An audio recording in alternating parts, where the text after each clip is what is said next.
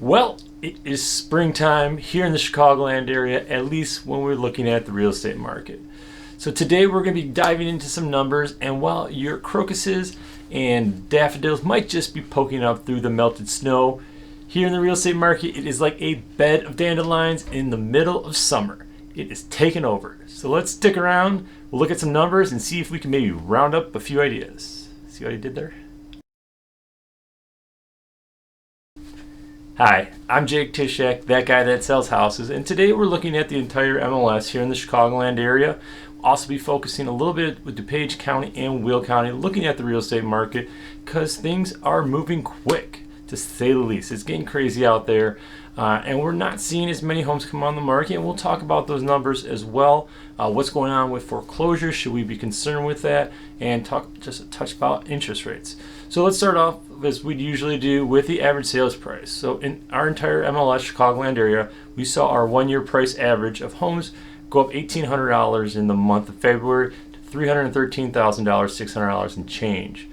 Now in DuPage County, you saw almost a full 1% increase. So we are seeing prices push up. Now, in addition to those prices, we did see an 11.7% increase in actual closed sales across the entire MLS. And keep in mind that a lot of those homes were actually under contract back in December or around the holidays, and then of course take 30 to 45 days to come to close. Now, when we look at new listings, also here in Chicagoland area, the entire MLS saw a 29% reduction in new listings when we look compared to last February. And then again in DuPage County, 35%, and Will County, 42%, both those down from last year. And we are seeing just not a lot of homes returning to market. Now, with that is causing our inventory records to get low. Entire MLS, we're down almost 50%, half the homes compared to last year. That is a big chunk of change. We haven't seen that before. And in Will County, you only had 714 homes available for sale in February. And that's 25% roughly of what we had last year. So this February was a little bit colder. I don't know how much that played into it. Probably not as much as we would like to think. Last February was cold, but even was more mild, I should say. But going back even to 2019 numbers, that were still a lot stronger than we're seeing currently. It is competitive out there, and if you are looking to purchase a home, you need to be prepared. Take a look. We have a new video with our 2021 Home Buyer Survival Guide. This is to help prepare you in addition to your usual steps when you're thinking about purchasing a home, because it's just such a different market right now. Because again, when we look at the homes that actually went under contract in February, those numbers are also up about 15%. So clearly right now, it is a very strong seller's market. But what happens with delinquencies and foreclosures? And again, when we start to look at delinquency rates to see if that is leading to more foreclosures, luckily we saw a good reduction there as well.